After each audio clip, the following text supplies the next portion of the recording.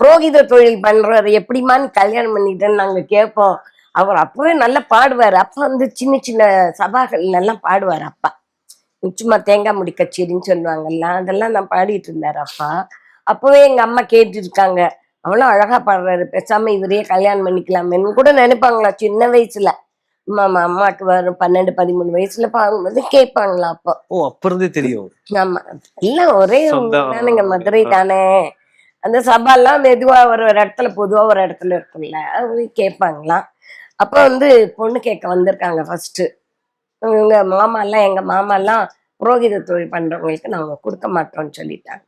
அதுக்கப்புறமா எங்க அப்பா ரொம்ப வெறுத்து போயிட்டாரு. எப்படியாவது சினிமா சான்ஸ் வந்து நான் பாட்டு பாடணும், பெரிய பாகவதர் ஆயிடணும்ட்டு ரொம்ப இதுவா இருந்து 1 இயருக்கு அப்புறம் 45ல இங்க சென்னைக்கு வந்து அந்த சேலம் தியேட்டர்ஸ் அங்கங்க போயிட்டு ஏதோ ஒரு படத்துல நடிச்சார்ல, நடிச்சு பாட்டு பாடிட்டாருன்னு சொன்ன உடனே திரும்ப அடுத்த வருஷம் போய் அம்மா போய் பொண்ணு கேட்டிருக்காங்க.